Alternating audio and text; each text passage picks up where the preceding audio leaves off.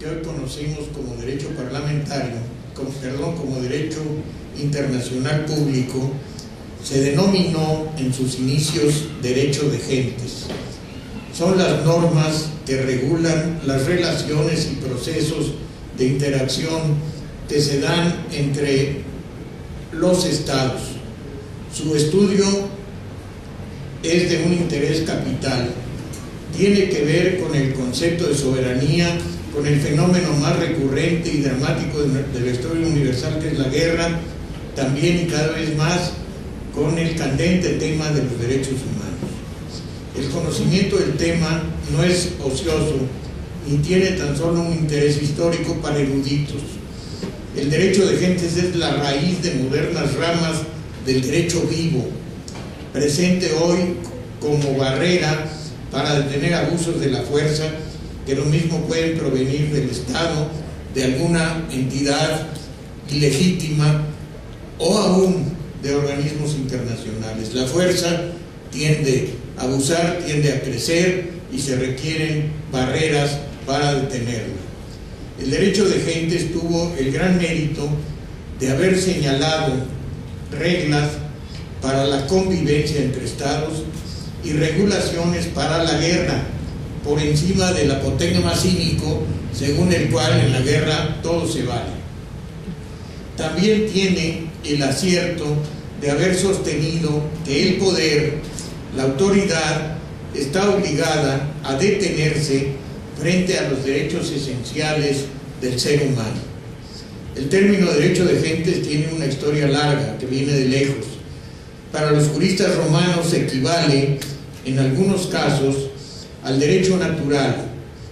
Lo reconocían como el derecho de todos los hombres, a diferencia del derecho exclusivo de los ciudadanos romanos, sostenido por la autoridad de la ciudad en su momento del imperio. El derecho de gentes fue para los latinos un conjunto de reglas que la razón natural establece entre todos los pueblos. El jus gentium de los romanos no es un término preciso como otros del derecho civil. Se basa en el derecho natural, tiene que ver con lo evidente, con lo que la razón nos descubre inmediatamente como justo, con independencia de que una ley positiva lo soporte o no. En su momento histórico, el Imperio Romano, donde se desenvolvió por primera vez el concepto, se desmoronó. Llegó el momento en que el imperio, por el cerco de los bárbaros, pero también por la callada rebelión del pueblo convertido a la nueva fe cristiana, que pugnaba en contra de las instituciones más injustas del sistema social latino, pero con una peculiaridad: quienes se enfrentaban al imperio lo admiraban, lo veían como una gran construcción útil para la vida ordenada, era un modelo a imitar. Lo combatían, cierto, pero querían conservar el sistema jurídico, admiraban sus grandes construcciones, los puentes, las vías romanas, envidiaban su organización militar y la vida relativamente segura de sus ciudades. Por ello, gracias a esa admiración y deslumbramiento, el imperio nunca fue destruido del todo. Conservó sus estructuras y fue como un recipiente que solo cambió de contenido.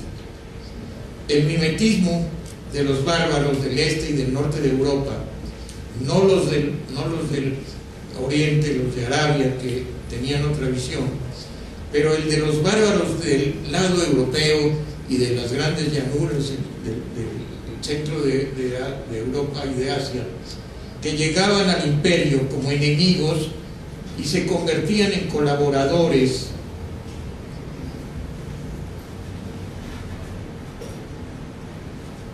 Fue esta presencia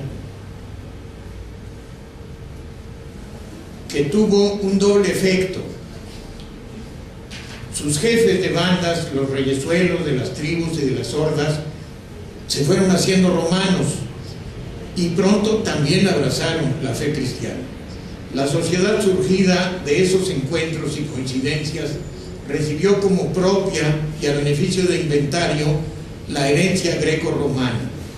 De Grecia tomaron la filosofía, la hondura del pensamiento, la estética, la metafísica, la ética. De Roma, la idea de una gran organización política con un poder central, el derecho romano y la civilización.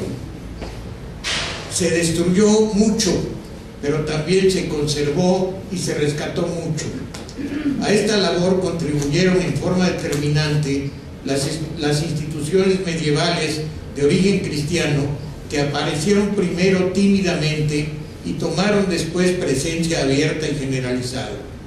Estas instituciones fueron, en un inicio, los monasterios, la organización episcopal y parroquial que se expandía, y al madurar de los tiempos medievales, las universidades. Fue en esas estructuras nuevas, frescas, centros de saber, de oración y de trabajo, donde se preservó la cultura grecorromana, mezclada en proporciones justas con la fe que continuaba extendiéndose. Una de las instituciones rescatadas y puestas al día por la coincidencia de la cultura antigua y la aparición del cristianismo fue precisamente el derecho de gentes, útil para armonizar diferencias y evitar choques violentos en las relaciones de ese nuevo mundo, verdadero mosaico de fuerzas y potestades de toda índole. El poder imperial, por un lado, era una sombra a veces, pero ahí estaba presente, los reyes, príncipes, señores feudales, ciudades libres, obispos y monasterios con poder territorial y militar en ocasiones, gremios armados, cofradías, toda una lista de autonomías más o menos relativas según su propia fuerza, y todo ello apuntaba a un choque, al rompimiento. Pero en ese mare magnum de diferencias se mantuvo la unidad principalmente por la fe común en la doctrina de Cristo, pero también por el jus gentium rescatado del derecho romano. Y es aquí en donde se cruzan nuestros dos temas. La Orden de Predicadores fue una de las organizaciones que desde entonces y a través de los siglos, con la participación constante de sus mejores frailes, conservó primero la idea antigua del derecho de gentes, luego la sistematizó y finalmente la puso al día cuando más se necesitaba, cuando españoles y portugueses descubrían el resto del mundo, integraban el globo, como diría León Blois. La integración del globo, el descubrimiento de América, fue un fenómeno de ida y vuelta. Los europeos se encontraron con un nuevo mundo, pero los descubiertos, los americanos originarios, también supieron entonces, porque lo ignoraban antes, asombrados, que había otro mundo, que existían pueblos y naciones del otro lado del mar. ¿Cómo sucedió esta historia? ¿Cómo esta historia del derecho de gentes y los frailes dominicos se fue entretejiendo? En 1216, al inicio del trascendente siglo XIII, Honorio III, el Papa, aprobó la propuesta de Domingo de Guzmán, hombre de fe y de pensamiento y de acción, dio el fiat a la Fractrum Predicatorum, la orden mendicante de frailes predicadores conocidos como dominicos por su fundador, Santo Domingo, como dominicanes, canes del Señor, por su celo y tenacidad. En pocos años la orden creció. Sus hábitos blancos y capuchas de lana, para el rigor de las largas caminatas, se hicieron familiares en toda Europa y su fama de fieles al obispo de Roma, de sabios, humildes, serviciales, elocuentes, corrió de burgo en burgo y de nación en nación, y muy pronto muchos de ellos aparecieron brillando por derecho propio en las florecientes universidades europeas. Dice Antonio Gómez Robledo, erudito mexicano, que ni la pobreza, ni las largas horas dedicadas a la oración, ni el tiempo al servicio parroquial fueron en detrimento de su vocación principal, la predicación. Y como es lógico, para predicar se requiere de lenguaje rico, amplio, preparación, estudio, leer, instruirse, y de eso se han ocupado siempre los dominicos. Sería interminable, y ha sido obra de especialistas, seguir el paso a paso los 800 años del camino de la orden y hacer referencia a todas sus aportaciones en torno al derecho de gentes. Destacan a través del tiempo, como frutos de su contribución, entre otras muchas, dos instituciones jurídicas contrastantes pero complementarias: el derecho internacional y la aceptación general, universal ahora, de los derechos humanos. Tema que sigue siendo en la actualidad, ahora, de los hermanos predicadores de hoy, de los frailes dominicos. Me voy a ocupar de unos ejemplos, de muy pocos momentos culminantes de esta historia, por demás conocidos de ustedes, de este entrecruzarse de los predicadores con el tema del que se ocupa el derecho de gentes. De momento, para esta charla es suficiente. La primera gran contribución al asunto es de Santo Tomás de Aquino. Es él quien construye el basamento, es él quien aporta la materia prima sobre esta rama del saber humano.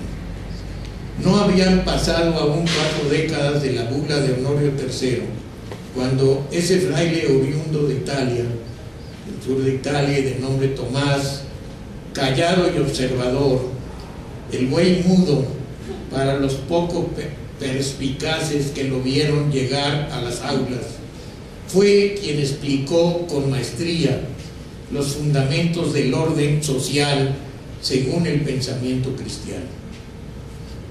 Este sabio, con su lugar bien ganado como fundador de la escolástica,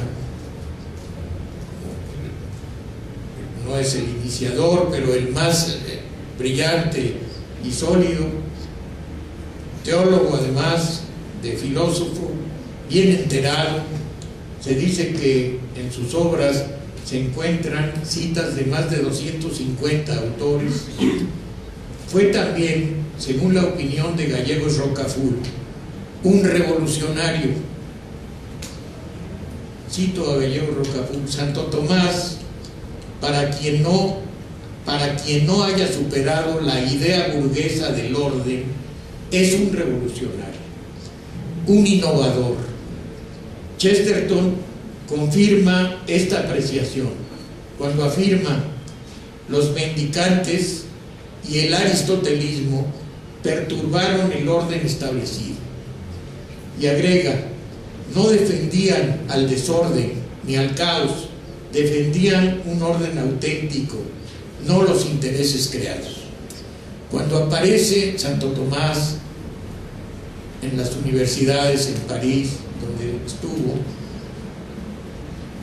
agita la sociedad de su tiempo, rescata al aristotelismo que estaba siendo preferido, y también se presenta como una innovación la presencia de órdenes que vivían de la caridad pública, que no buscaban hacerse de monasterios ricos, de tierras.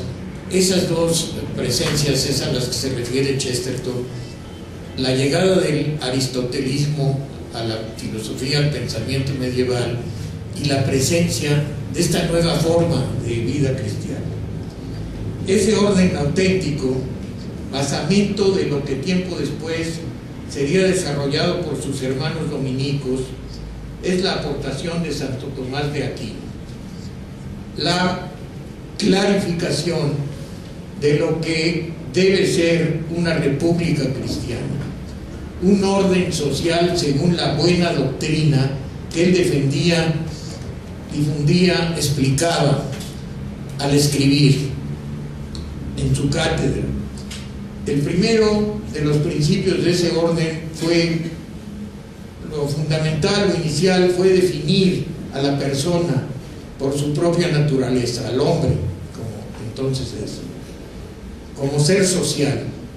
Santo Tomás, siguiendo a Aristóteles en esto, identifica a la persona como un ser individual, autosuficiente, con un fin propio e intransferible, sin que eso sea óbice para descubrir simultáneamente que es parte de la sociedad. El ser humano es un todo como persona y es también parte de otro ente mayor que lo abarca, que es la sociedad. Tiene por tanto una doble naturaleza, individual y social, deberes éticos como persona ante sí mismo y deberes sociales frente a su comunidad. La persona, individuo y parte de la comunidad simultáneamente persigue lo que requiere para sí como ser singular y también lo que busca la sociedad, el todo que lo abarca como parte. El bien común es el concepto fundamental del orden social. Es una concatenación de fines. Los individuos y las sociedades, de fines individuales y sociales que se eslabonan. Un fin lleva al otro. No hay que sacrificar a ninguno, precisa Gallegos Rocafull, explicando el pensamiento de Santo Tomás. Quien busca el bien común de la sociedad, consiguientemente, busca también su propio bien, escribió Santo Tomás en la Suma Teológica. De esta verdad se sigue la necesidad de la organización social que permita mantener la diversidad de funciones en armonía unas con otras, deber este que corresponde a la autoridad y a la ley. Rafael Preciado Hernández, maestro emérito de la UNAM, enseñaba en su cátedra de Filosofía del Derecho cómo el pensamiento de Santo Tomás explicaba que los fines específicos de la comunidad y del derecho que organiza la comunidad, la causa formal de la sociedad, los fines específicos del derecho son el orden, la seguridad, la paz social y por encima de todos ellos la justicia, que es además una virtud. Para la escolástica, cito otra vez a Gallegos Rocafull, que a su vez sigue a Santo Tomás, la sociedad tiene un bien intrínseco, que es su propio orden, la ordenada relación de sus miembros. Y agrega, el bien propio no puede existir sin el bien común, ya de la familia, ya de la ciudad, ya del reino. El bien propio no puede existir sin el bien común. De este principio, congruente con el mensaje del Evangelio, que llama a amar al prójimo, pronto, unos pocos siglos después, y siguiendo el hilo conductor de la idea inicial expuesta en la Suma Teológica, se llegó sin dificultad alguna a la concepción de un bien común universal para regir entre las naciones, expuesto precisamente en la doctrina del derecho de gentes. No hubo dificultad alguna al dar el paso siguiente, trasladar la idea del bien de una comunidad específica al bien general de la comunidad del mundo. Los dominicos del Renacimiento lo hicieron cuando enfrentaron las nuevas circunstancias imposibles de prever en el siglo XIII y tuvieron que construir en el siglo XVI su propia doctrina sin traicionar ni abandonar la inicial que les sirvió de punto de partida. Cuando la realidad de los descubrimientos, la exigencia política de los imperios, la codicia, las rivalidades de los reinos exigían un orden nuevo para las nuevas circunstancias, los teólogos juristas, casi todos ellos de la orden de predicadores, Domingo de Soto, Francisco de Vitoria, Bartolomé de las Casas, Julián Garcés, Montesinos, otros más, siguieron el camino inicial trazado por el doctor Angélico, su predecesor, su maestro, que les legó las herramientas para los debates en la defensa que muy poco tiempo después tuvieron que asumir. A Santo Tomás lo vemos quizá como algo más lejano, como un personaje de otra realidad, admirado, pero un poco fuera del alcance de nuestra cotidianidad.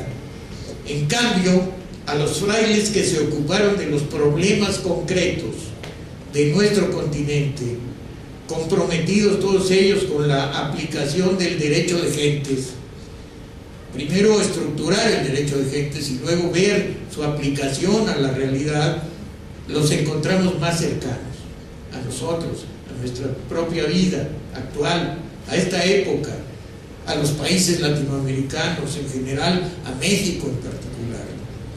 Vitoria es el de más penetración intelectual. Elabora los principios de la nueva rama del derecho a partir del pensamiento aristotélico tomista y construye una doctrina sólida, reconocida hoy como el punto de partida del derecho internacional público. Tuvo además un indudable valor personal. Aquí lo dijo el jueves pasado el doctor Buchot, al atreverse a opinar en contra de la voluntad imperial y a poner en tela de juicio las ideas expuestas por el jefe de la Iglesia, por el Papa. Se enfrentó con solo sus ideas, con su sólida formación y su autoridad moral. Se enfrentó a los poderes supremos de su tiempo y salió avante. En sus reelecciones propone tesis que señalan un rumbo a la historia. Sostiene: ni los europeos, ni el emperador, ni España tienen derecho a sojuzgar a los pueblos americanos con los que se encontraron en sus viajes transatlánticos y en sus aventuras guerreras. No hay derecho de conquista, no hay un título originario para adueñarse o apoderarse de tierras pobladas, no hay legitimidad alguna para sojuzgar, esclavizar, dominar. Dice Vitoria, con claridad y con todo el peso que le da su saber y alteza moral, que, cito textual, el emperador no es el dueño o soberano de todo el mundo. Imperator non est dominus totus orbis. Es latín macarrónico, pero no quiero decir expresamente. Niega con esta sentencia: el emperador no es dueño o soberano del orbe. Niega con esta sentencia no solo que el emperador de Alemania y rey de España tenga derecho a imponer autoridad alguna a los pueblos de América, niega también que tenga derecho sobre sus tierras y bienes, y contradice con ello la bula de Alejandro VI, que repartió los continentes entre España y Portugal como si fuera él el propietario de lo que apenas estaba vislumbrando. Alegremente repartió. Definió también Vitoria, para de ahí en adelante, el derecho a la guerra justa, el derecho a oponerse con la fuerza a la agresión externa. Sentó las bases para condenar las guerras de agresión, las expediciones para obtener territorios o para sojuzgar a otros pueblos y a otras personas. Francisco de Vitoria fue el jurista, el académico, el teórico, enseñó desde la cátedra la doctrina del derecho de gentes. Llegó a este saber práctico, porque el derecho es una ciencia que tiene que ver con la realidad cotidiana de las comunidades. Llegó a este saber por el camino de la teología y sentó escuela. Los otros dominicos de esta historia, muchos, pero los más destacados, Las Casas, Montesinos, Garcés, fueron, por decirlo así, los litigantes, los que llevaron al terreno de la realidad la defensa de los principios del derecho de los pueblos indígenas a ser respetados.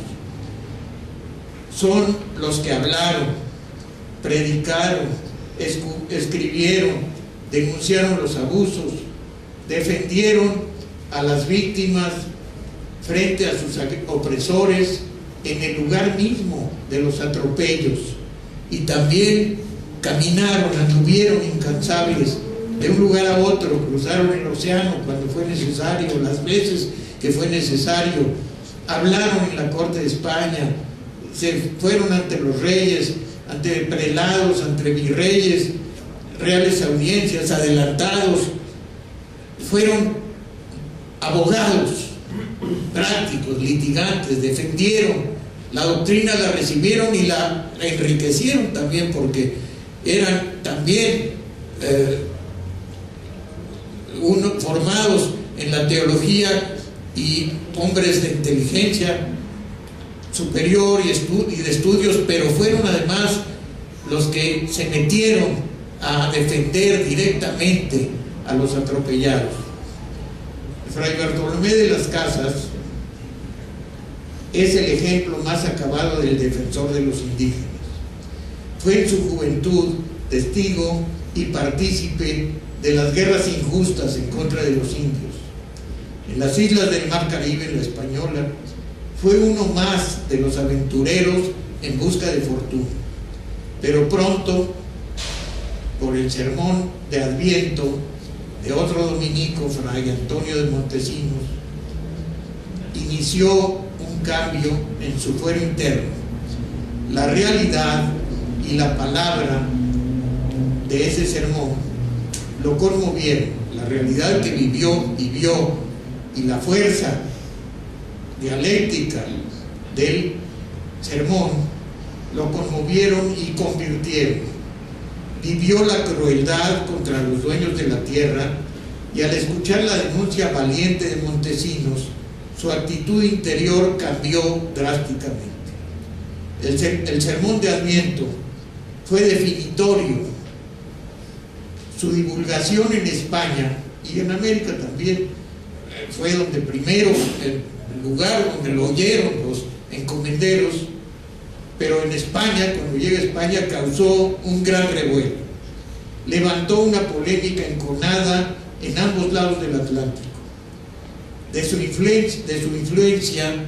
la influencia de este sermón extraordinario, valiente, en medio de los esbirros prácticamente, surgieron las primeras medidas protectoras de los americanos, las primeras leyes precursoras de las leyes de Indias surgieron a raíz de que en España se conoció este documento.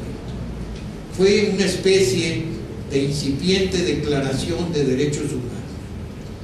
al igual que hoy, dividió a la sociedad en defensores de los derechos de los oprimidos y defensores del cómodo status quo.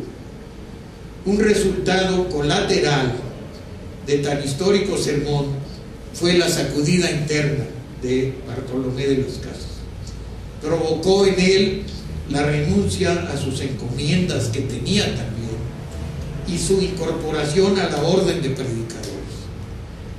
Primer paso en el camino que ya no abandonó nunca, por el cual alcanzó el título merecido de Padre de los Indios. De Fray Julián de Garcés, OPE, Orden de Predicadores, primer obispo consagrado para el continente americano, con sede en Tlaxcala. Hay que decir que tan convencido estuvo y venía tan capacitado y preparado del derecho de gentes que Vitoria había formulado y explicado a sus alumnos. Tan sólida era su formación que bastó una fundada, escribió varias, pero una especialmente fundada y sólida carta enviada a un nuevo Papa, Pablo III, por conducto de un mensajero, otro dominico, Bernardino Minaya, para influir en este pontífice en la decisión que llevó a la expedición de la bula Sublimis Deus de junio de 1537. Este documento clave, la bula de Pablo III, enderezó la historia, reencauzó la historia.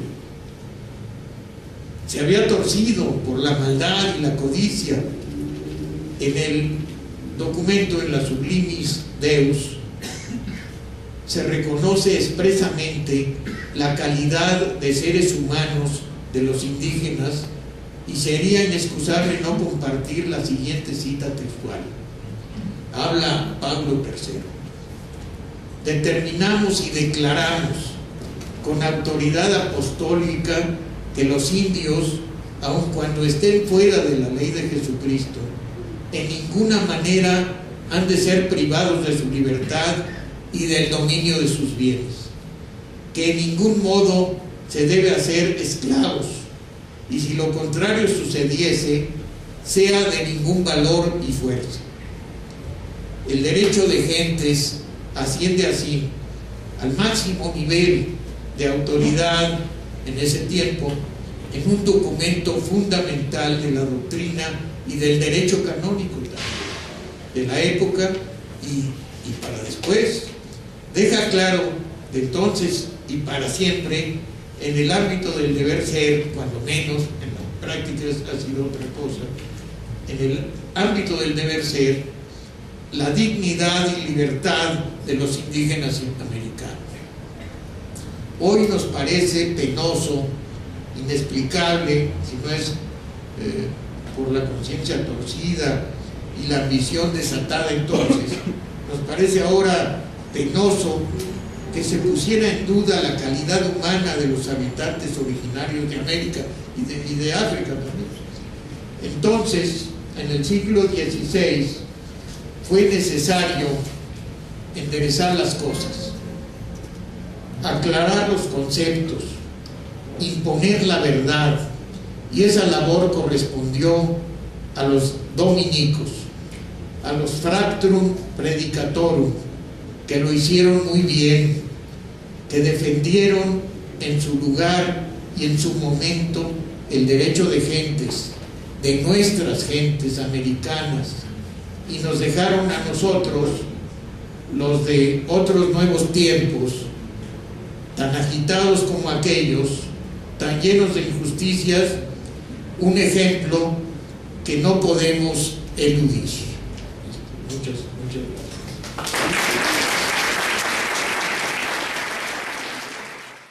Al derecho natural lo reconocían como el derecho de todos los hombres, a diferencia del derecho exclusivo de los ciudadanos romanos, sostenido por la autoridad de la ciudad en su momento del imperio. El derecho de gentes fue para los latinos un conjunto de reglas que la razón natural establece entre todos los pueblos. El jus gentium de los romanos no es un término preciso como otros del derecho civil. Se basa en el derecho natural, tiene que ver con lo evidente, con lo que la razón nos descubre inmediatamente como justo, con independencia de que una ley positiva lo soporte o no. En su momento histórico, el Imperio Romano, donde se desenvolvió por primera vez el concepto, se desmoronó. Llegó el momento en que el imperio, por el cerco de los bárbaros, pero también por la callada rebelión del pueblo convertido a la nueva fe cristiana, que pugnaba en contra de las instituciones más injustas del sistema social latino, pero con una peculiaridad: tenerla. El derecho de gentes tuvo el gran mérito de haber señalado reglas para la convivencia entre estados y regulaciones para la guerra, por encima del apotegma cínico según el cual en la guerra todo se vale. También tiene el acierto de haber sostenido que el poder, la autoridad, está obligada a detenerse frente a los derechos esenciales del ser humano. El término derecho de gentes tiene una historia larga que viene de lejos. Para los juristas romanos equivale, en algunos casos, de la historia universal que es la guerra, también y cada vez más con el candente tema de los derechos humanos. El conocimiento del tema no es ocioso ni tiene tan solo un interés histórico para eruditos. El derecho de gentes es la raíz de modernas ramas del derecho vivo, presente hoy como barrera para detener abusos de la fuerza que lo mismo pueden provenir del Estado, de alguna entidad ilegítima o aún de organismos internacionales. La fuerza tiende a abusar, tiende a crecer y se requieren barreras para